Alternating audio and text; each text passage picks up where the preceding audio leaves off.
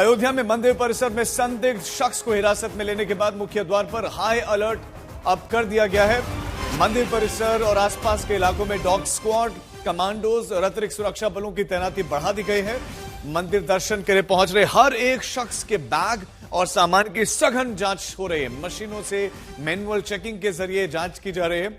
सुरक्षा एजेंसियां हर गतिविधि पर पैनल नजर रख रही है। संदिग्ध शख्स से लगातार पूछताछ भी चल रही है, जबकि प्रशासन किसी भी चूक से बचने के लिए हर स्तर पर सुरक्षा प्रोटोकॉल को सख्ती से लागू कर रहा है। अयोध्या में राम मंदिर परिसर की सुरक्षा व्यवस्था को लेकर उस समय हड़कंप मचा जब एक कश्मीरी शख्स को धार्मिक गतिविधि करते हुए मंदिर परिसर में सुरक्षा बलों ने इसमें उसे हिरासत में लिया। और सूत्रों के मुताबिक युवक ने राम मंदिर परिसर के दक्षिणी परकोटे क्षेत्र में सीता रसोई के पास में नमाज पढ़ने का प्रयास किया। शख्स कश्मीरी वेशभूषा में था। यह युवक राम मंदिर के गेट D1 से घुसा था और पकड़े गए इस शख्स का नाम अहमद शेख है, जो कि 55 साल का है और कश्मीर के शोपियां का रहने वाला है। प्रत्यक्षदर्शियों और सूत्रों के हवाले से यह बताया जा रहा है कि सुरक्षा कर्मियों के रोके जाने पर यह युवक नारेबाजी शुरू कर देता है और इसी के बाद सुरक्षा कर्मी मौके पर आते हैं। इसे तत्काल हिरासत में लिया जाता है।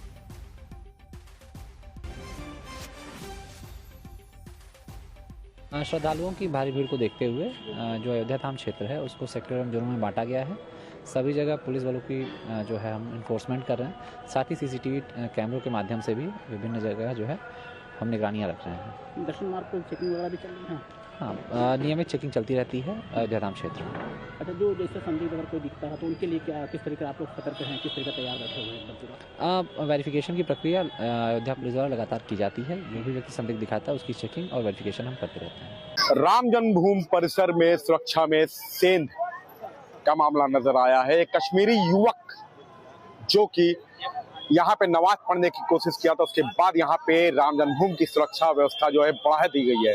उसके बाद अगर यहाँ पे अगर संत भी हैं, हम उनसे बात भी करते हैं तो कैसी सुरक्षा यहाँ पे, आप यहीं पे रहने वाला, आपने देखा होगा यहाँ की सुरक्षा उससे कैसी थी? देखिए, सुरक्षाओं में बहुत चूक हुआ था, मगर जब यहाँ पर एक मुस्लिम युवक आकर के राम मंदिर के परिसर में नमाज अदा करने की कोशिश किया और जब उसको रोका गया तो उसने नारा लगाया, धार्मिक नारा। ये कहीं ना कहीं एक संविधान और कानून को न मानने वाला ये नारा है। और मैं यही कहना चाहता हूं कि अब सुरक्षा कर्मी अच्छे तरीके से अब अपने में सुरक्षा बहुत तेजी से राम मंदिर में है। मगर मैं यही कहना चाहता हूं कि राम मंदिर के परिसर में एक दूसरे धर्म का व्यक्ति आ जाना, उसके बाद नमाज अदा करने की कोशिश करना, ये कहीं ना कहीं उसको हिम्मत कहां से मिला और ये कहां से आया और राम मंदिर में क्या इसकी मकसद था, क्या इसकी इच्छा था, क्या करने का था, इस सब की जांच होनी चाहिए। और ऐसे कट्टरपंथी जिहादी पर रोक लगना चाहिए। नमाज अदा करना है तो आप मस्जिदों में करें, अपने अल्लाह खुदा का जहां मस्जिद है वहां करें। हमारे सनातनियों के जो भी मंदिर हैं उस मंदिर में आ करके नमाज अदा करने की हिम्मत करना, यही तो जिहाद है। लगातार आप देख रहे हैं कि यहाँ पे सुरक्षा जो है अब इस प्रकार से बढ़ाई गई है। जब यहाँ पे कुछ ऐसा माहौल बना, उसके बाद यहाँ पे जो है राम जन्मभूमि की सुरक्षा बढ़ाई गई है और यहाँ पे लोगों की लगातार चेकिंग हो रही है। यहाँ पे फोर्सेस बढ़ा दी गई है और जगह जगह यहाँ पे जो जवान हैं वो तैनात कर दिए गए हैं। अयोध्या से कैमरामैन अनूप जायसवाल का मैं मंदिर के द्वार हर किसी के लिए खुले होते हैं और हम देखते हैं कि चाहे वो बॉलीवुड के भी लोग हैं, वो मंदिरों में जाते हैं, चाहे वो दूसरे धर्म का ही पालन क्यों ना करते हो, लेकिन यहाँ पर वो मंदिर के भीतर जाकर नमाज पढ़ता हुआ दिखाई दे। इस पर भी आपत्ति व्यक्त की गई और हमारे संवाददाता संतोष इस खबर पर हमारे साथ जुड़ गए। संतोष, हम देखते हैं कि हिंदू भी जाते हैं जो है दरगाहों पर, मस्जिदों में जाते हैं और मुस्लिम भी आते हैं, लेकिन यहां पर आपत्तिजनक क्या लगा इस शख्स के बारे में? देखिए, सबसे बड़ी बात कि आपत्तिजनक ये कि आप कोई भी व्यक्ति, इस व्यक्ति का नाम है कश्मीर के शोपियां का रहने वाला अब अहद शेख नाम है, 55 साल का शख्स है।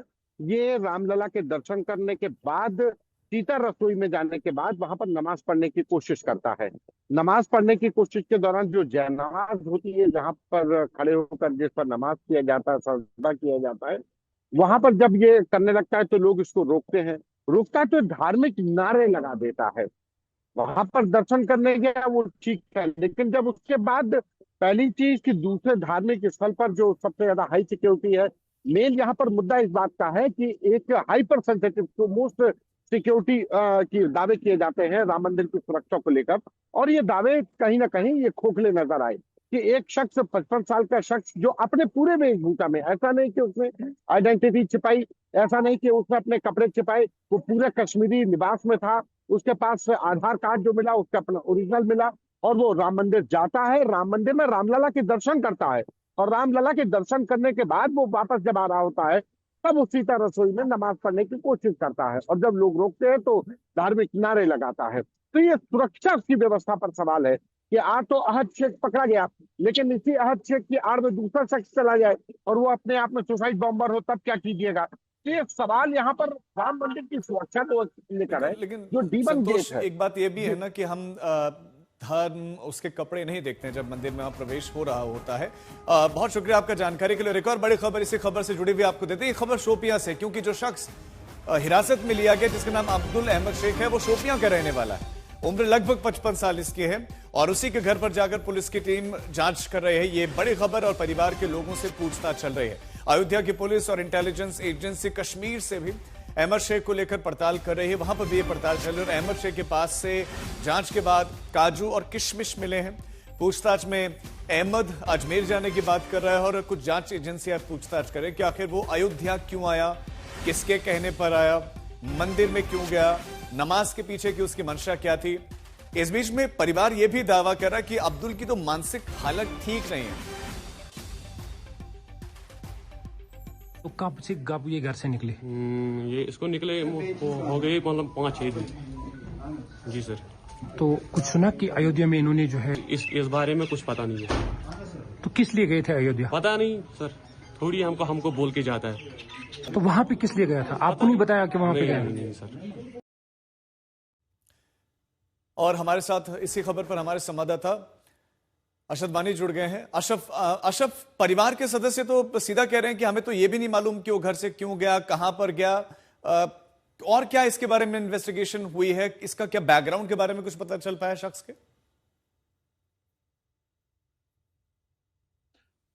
राजीव, दरअसल जो ही ये मामला सामने आया अयोध्या से तो तुरंत जम्मू कश्मीर पुलिस भी हरकत में आई और शोपियां पुलिस की एक टीम जो है तुरंत उसके घर पहुंची, क्योंकि सबसे पहले उससे जो बरामद चीज हुई थी वो आधार कार्ड थी और उसी पर उसके घर का एड्रेस था जो सही था।